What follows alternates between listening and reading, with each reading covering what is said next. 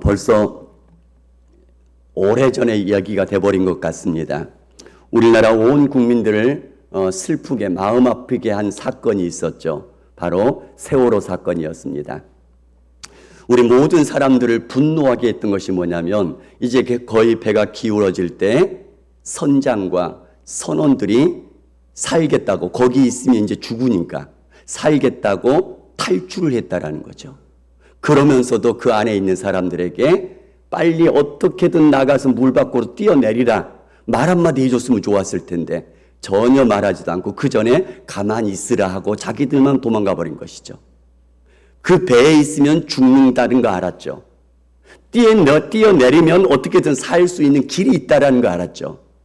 전하지 않았지 않습니까? 외치지 않았지 않습니까? 그것 때문에 온 국민들이 분노했지 않았었습니까? 꼭 알려야 될 소식이 있습니다. 반드시 말해야 될 소식들이 있다는 얘기입니다. 오늘 또 우리들에게 그와 같은 말씀을 주고 계시는 것을 보게 되어집니다. 오늘 본문의 내용 이전부터 잠깐 배경들을 보면 이런 말씀입니다. 아람 왕 베나닷이 온 군대를 모아 올라와서 북쪽 이스라엘의 수도인 사마리아 성을 에워싸버렸습니다. 이 사마리아 성은 성 안에서 뭔가 자체적으로 생산되는 것이 없이 외부에서 다 가져와야만 되는 이런 도시다라고 보시면 될 것입니다. 그러니까 길목을 다 가로 싸버렸으니 오래되면 어떻게 되죠? 안에 있던 양식들이, 물들이 다 떨어지는 것이죠. 성중이 그래서 크게 줄이더라 라고 말씀하고 있습니다. 나귀 머리 하나에 은 80세겔이 됐고 비둘기 똥 4분의 1갑에 은 5세겔이 되었다. 이게 얼마만큼 가치가 있는지 모르지만 엄청나게 비싸게 되었다라는 것들을 우리에게 말씀해 주고 있는 것입니다. 더 심각한 것, 가장 심각한 것이 뭐냐면 여인들이 서로 이렇게 얘기합니다. 오늘은 내 자식 잡아먹고 내일은 내 자식 잡아먹자. 굶어 죽으니까요. 그래서 내 자식 먹고 났더니 그 상대 여자가 자기 자식 감춰놓고 내놓지 않는다는 얘기입니다. 너무 억울한 거죠. 그래서 이 여인이 왕에게 가서 호소를 합니다. 자, 보시기 바랍니다. 잡아먹는 것도 아주 비참한 것인데 이걸 왕에게 가져가서 해결해 달라고 호소하는 것도 비참한 거 아니겠습니까? 굶어 죽을 지경이 되니 모든 이성이 마비되어 버린 이렇게 아주 비참한 상황이 바로 이 사마리아 성 내의 모습이었습니다. 이런 이스라엘 백성들에게 엘리사 선지자가 하나님의 말씀을 예언합니다. 내일 이맘때쯤이 되어지면 사마리아 성문에서 고운 밀가루 한 스아를 한 세겔에 팔게 될 것이고 보리 2수아를 한 세겔에 매매하게 될 것이다. 그 말은 천정부지로 올라갔던 이 물가가 다시 쭉 내려가서 예전처럼 똑같이 될 거란 얘기입니다.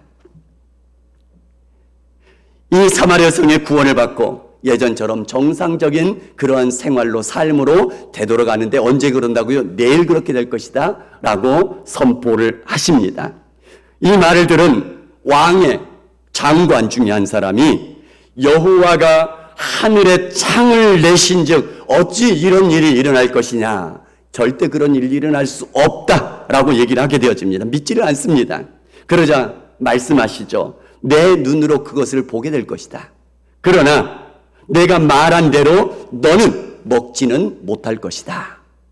이것이 이전에 있는 이 바로 앞전에 있는 말씀이고요. 오늘 말씀은 그러한 상황 속에서 성문 어귀에 나병 환자 4사람이 앉아 있었습니다. 나병이 걸리면 마을에서 쫓겨나는 것이고 성 안에서 쫓겨나고 되는 것이고요. 그래서 밖에서 움막을 지든지 토구를 파든지 비참하게 생활하고 먹을 것은 성 안에서 가족들이 가져다 주는 것으로 먹고 살고요. 그러니까 굉장히 줄이면서 어쩔 수 없이 목숨만 연명하면서 살아가는 그런 나병 환자들의 생활이 되는 것이죠. 이들이 이런 상황 속에 떨어지게 되어지자 이제 이렇게 얘기를 합니다. 우리가 사마리아 성에 들어간다 할지라도 거기도 굶주림이 있으니 우리 같은 사람 안 주니 거기 들어가도 죽을 것이고 이 성문 어귀에 지금 여기에 있어도 여전히 굶어 죽을 것이고 왜냐하면 성 안도 굶어 죽고 있는데 가져다 주지를 못한다라는 거죠. 그런즉 차라리 애국 군대에 항복하자. 그들이 살려주면 살 것이고 죽이면 죽을 것이고 똑같을 거 아니냐라는 것입니다. 이래도 저래도 다 죽을 바에 죽을 수밖에 없는 상황인데, 그러나 가만히 앉아서 죽기만을 기다리고 있지 말고 뭔가 해보자. 이런 것이죠. 그래서 먹을 식량이 있는 아람 군대 진영에 한번 가보자. 살려주면 살 것이고 죽이면 죽을 것이고 죽이면 똑같다라는 거죠. 살려주면 좋은 것이고요. 그래서 그들이 각오하고 아람 진영에 들어갑니다. 나병한 여덟 사람이 아람 진영으로 해질 무렵에 들어갔는데 한 사람도 보이지 않습니다. 사람의 소리도 나지 않습니다. 어떻게 된 것이냐면 하나님께서 아람 군대들로 하여금 병거 소리, 말소리, 큰 군대 소리가 들리게 만들어버린 것입니다. 그때 그 소리가 들리는데 이 아람 군대들이 직접 이게 무엇인가 확인해 보지도 않습니다. 싸울 의지도 다지지 않습니다. 그들의 마음속에 스스로 해석하면서 스스로 판단을 해버립니다. 이스라엘 왕이 우리를 치려고 돈을 주고 지금 햇사람의 왕들에게 그리고 애굽의 왕들에게 돈을 주고 군사를 사가지고 와서 지금 치려 오는구나. 이제 우리가 죽게 생겼으니 목숨을 위해서 도망가자 하면서 모든 것들을 다 버려두고 도망가 버렸죠. 그러자 나병 환자들은 처음에는 한 장막에 들어가서 먹고 마시고 배불리 먹는 거죠. 지금까지 그렇게 배불리 먹은 적이 없을 거 아니겠습니까? 배불리 먹고 그리고 은과 금과 의복을 가져가서 자기들만 아는 장소에 감춰놓고 또 다시 돌아와서 다른 장막에 들어가서 또 가져가서 감춰놓고 이러면서 그들 속에 문득 떠오르는 생각이 있습니다. 그러면서 서로 얘기합니다. 9절에 우리가 이렇게 해서는 아니되겠도다. 오늘은 아름다운 소식이 있는 날이거늘 우리가 침묵하고 있도다. 다만 밝은 아침까지 기다리면 벌이 우리에게 미칠지니 이제 떠나 왕궁에 가서 알리자라고 얘기를 하면서 성은 문지기에게 알립니다. 문지기에게 왕궁에 알립니다. 그러자 그 소식을 들은 왕이 믿지를 못합니다. 왜냐하면 자기네들이 에워싸여 있고 굶주리고 있는 것 아람 군대들이 다 알고 있다는 얘기입니다. 그러니까 그들이 지금 뒤로 물러나서 매복을 하고 있다가 지금 우리가 성 안에서 나가게 되어지면 그들이 우리를 죽이고 이 성을 함락시킬 것이다. 믿지를 못하는 것이죠. 그러자 한 신하가 얘기를 합니다. 권유를 합니다. 우리 성 중에 아직 5마리 말이 아직 남아있으니 그러니까 다 잡아먹고 없다라는 거죠. 이제 5마리 있으니 우리가 정탐을 한번 해보십시다. 그래서 말 2마리를 가지고 정탐꾼을 보냈는데 저 요단강 뒤쪽으로 가서 보게 합니다. 그랬더니 그 요단강 가에까지 급하게 도망가느라고 이 사람들이 이 아람 군대들이 다 버려두고 갔다라는 거죠. 옷가지도 버려두고 무기들도 버려두고 그게 확실하다라는 것들을 보고를 받고 그렇게 해서 돌아와서 온 백성들이 벌어진 아람 진영에 들어가서 평상처럼 이렇게 먹고 살게 됐다라는 것이 오늘 본문의 말씀이고요. 그리고 나서 예언하신 말씀처럼 곡물 가격들이 예전처럼 다 내려갔습니다. 그리고 또 하나가 있습니다. 절대 믿지 못했던 그 왕의 장관은 성문에서 백성들에게 밟혀서 죽임을 당합니다. 그러니까 보기는 보지만 먹지는 못할 것이다. 하나님의 말씀대로 이루어진 것을 우리에게 말씀해 주고 있습니다. 아름다운 소식은 전해야만 된다는 얘기입니다. 반드시 전해야 될 소식이란 얘기입니다. 나병 환자 4사람이 아람 진영에서 사람이 하나도 없고 온갖 먹을 것들, 은과 금과 의복들 먼저는 자기 자신들을 위해서 쓰기 시작했죠. 나병 환자들이 이것들을 위해서 수고한 것 하나도 없습니다. 그냥 하나님의 은혜로 거저 주신 것을 받은 것뿐인 거죠. 누리는 것뿐이죠. 이것들은 자신들만 쓸 정도의 물건이 아니라 쓰고도 남는 엄청나게 넉넉한 물건들이 지금 널려 있는 것이죠. 또 이 소식이 사마리아 성에 있는 사람들에게 알려지게 되어지면 그 사람들이 살게 될 것이고요. 이 소식이 알려지지 않으면 그들은 죽을 것이라는 얘기입니다. 그래서 나병 환자들은 이 소식을 알려 줘야만 된다는 얘기입니다. 왜냐하면 누구보다도 이 사마리아 성읍 내에서 어떤 비참한 일들이, 어떤 비참한 굶주림들이, 죽음들이 그곳에 엄습하고 있는 것인지를 이 나병 환자들은 잘 알고 있거든요. 제일 잘 알고 있는 것 사람들이지 않습니까? 알려주면 살 수 있다는 것도 이 사람들은 알고 있지 않습니까? 하나님께서 이런 아름다운 소식을 주신 이유가 무엇이죠? 바로 나병 환자들을 살려주려고요. 나병 환자들로 하여금 살게 하려고요. 그래서 나병 환자들이 먹고 마시면서 감춰두고 살고 있지 않습니까? 근데 그것만을 위해서 주신 것입니까? 아니죠. 바로 사마리아 성 사람들도 살려주기 위해서 이걸 주셨다는 얘기입니다. 때문에 이 나병 환자들은 자기네들만 먹고 마시고 차지하고 있으면 안 된다는 얘기입니다. 그들이 스스로 얘기한 것처럼 벌이 자기네들에게 임하게 될 것이라는 얘기입니다. 이것은 자기네들도 살려주기 위해서 하나님께서 주신 것일 뿐만 아니라 사마리아 성 안에 있는 사람들도 살려주기 위해서 하나님께서 주신 거란 얘기입니다. 그러니 가서 알려줘야 될 의무가 있다는 얘기입니다. 하나님께서 좋은 소식, 복음을 우리들에게 주신 이유가 있습니다. 바로 여러분들을 살려주시기 위해서 복음 주신 것을 믿으시기 바랍니다. 그런데 여러분들만 살리기 위해서 주신 것 아니란 얘기입니다. 주변에 믿지 않는, 죽어가는 많은 영혼들을 살려달라고, 그들에게도 전해달라고 우리에게 먼저 주셨다는 얘기입니다. 나병 환자들에게 먼저 주시고 먼저 살려주신 이유가 바로 사마리아 성 사람들을 살리기 위하심이란 얘기입니다. 우리를 먼저 살려주시고 우리에게 먼저 은혜 베풀어 주신 것은 우리 주변에 여전히 많은 죽어가는 사람들, 그들에게 알려주라, 그렇게 우리에게 부탁하신 말씀이란 얘기입니다. 나병 환자들은 알고 있었습니다. 처참하게 죽어가는 이 사마리아 성 사람들을 살 수 있는 이 아름다운 소식을 자기네들에게 먼저 주셨고 누렸는데 그것을 전해주지 않으면 하나님의 벌이 자신들에게 임할 것이라는 얘기입니다. 이와 같은 말씀은 성경에 곳곳에서 많이 말씀하고 계십니다. 대표적으로 에스겔서 3장 17절에서 19절에 이렇게 말씀합니다. 에스겔 3장 17절에서 19절에 인자를 이스라엘 족속의 파수꾼으로 세우시고 하나님을 대신하여서 저들을 깨우치라라고 명령을 하십니다. 그러면서 두 가지를 말씀하십니다.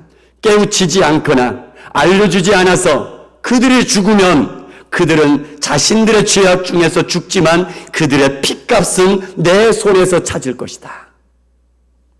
반대로 깨우치되 그들이 악한 마음과 악한 영에서 돌이키지 않으면 그들은 자신들의 죄악 중에서 죽고 너는 내 생명을 보존하게 될 것이다.